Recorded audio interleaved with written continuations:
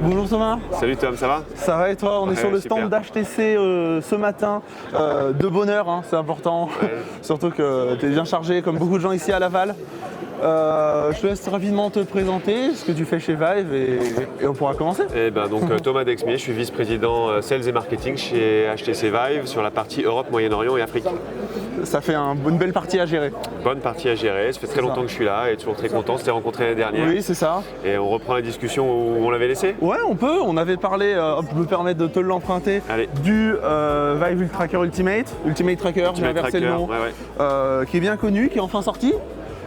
Qui est un beau format, qui est très sympathique, qui est apprécié chez nous, chez notre communauté. On a pas mal de gens qui l'ont pris et qui en sont plutôt contents.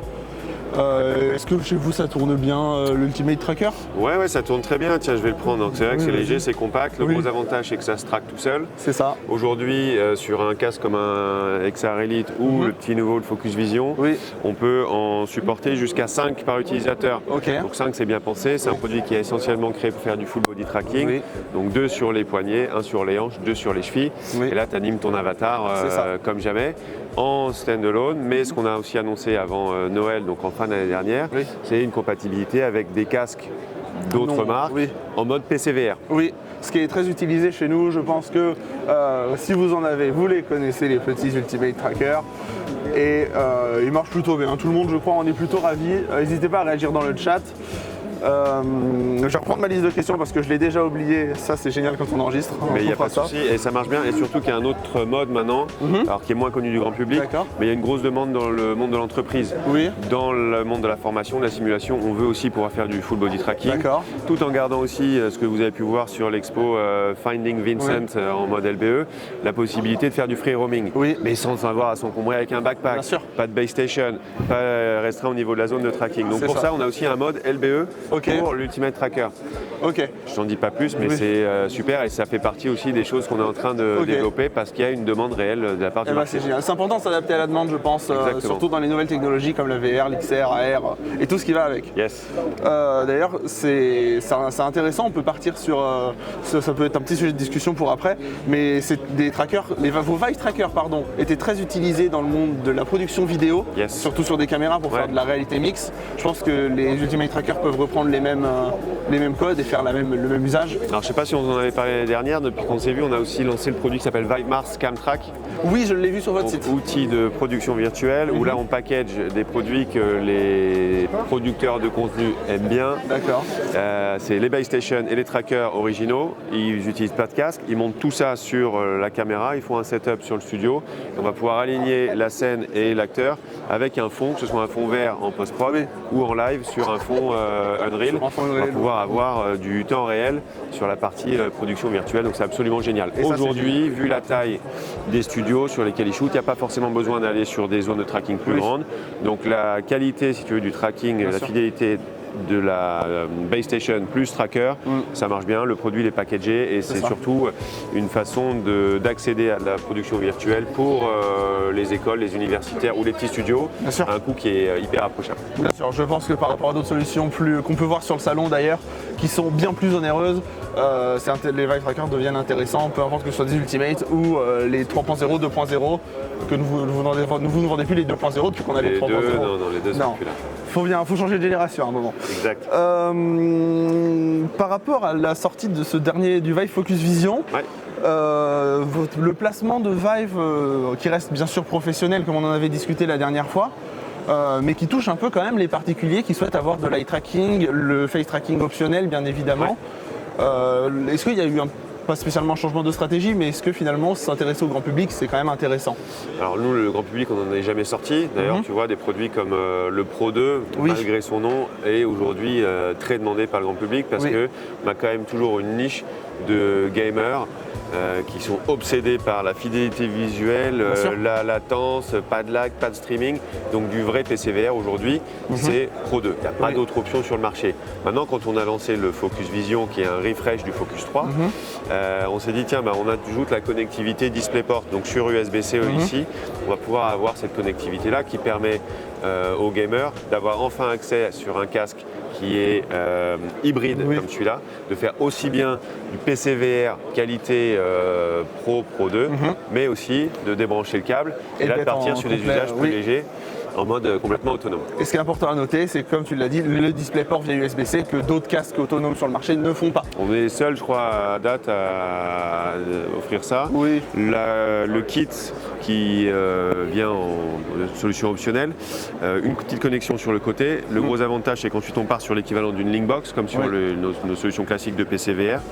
Derrière, on va se connecter bien sûr à la carte graphique du PC, mais aussi à la prise murale. Ça veut dire qu'on peut on charge le casque. Voilà, donc il n'y a même pas besoin de s'embêter à charger le casque. Tu peux faire une session de PCVR assis confortablement sur ta chaise ou dans ton salon sans avoir à te soucier de la durée de vie de la batterie, tout en ayant tous les attributs d'une vraie expérience de PCVR avec du tracking inside out qui aujourd'hui marche très très bien. Ok. Et alors, petite fonction, mais j'imagine que vous le supportez, c'est directement l'USB-C, donc USB plus DisplayPort sur un PC compatible. Tout à fait. Et les séries 20, si je dis pas de bêtises, qui avaient des USB-C intégrés. L'USB-C, on le supporte bien entendu toujours. Après, ça ne correspond pas à tous les cas d'usage. La majeure partie des gens qui font du streaming préféreront aujourd'hui du DisplayPort. On peut faire aussi du streaming USB-C et on peut faire aussi bien entendu du streaming en Wi-Fi. Et ça c'est bien, parce que du coup ça vous ramène avec vos concurrents, donc Meta et Pico qui sont très, très présents dans le milieu.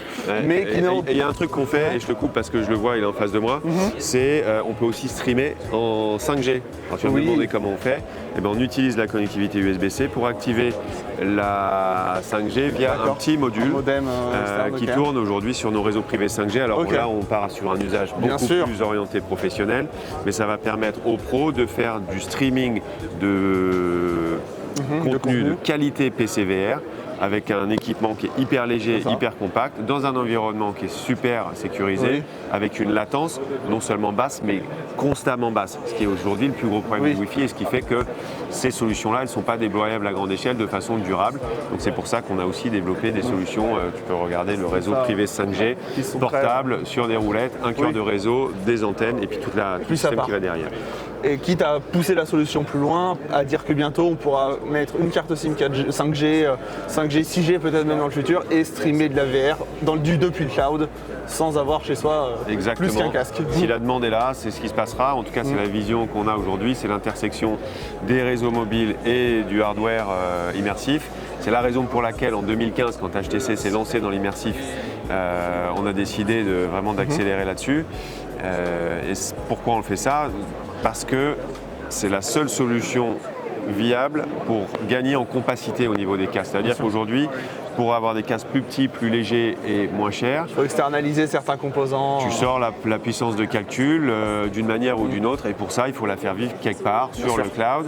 Alors pas à n'importe quel prix parce qu'il ne faut pas compromettre les données privées, les données utilisateurs, tes données d'entreprise.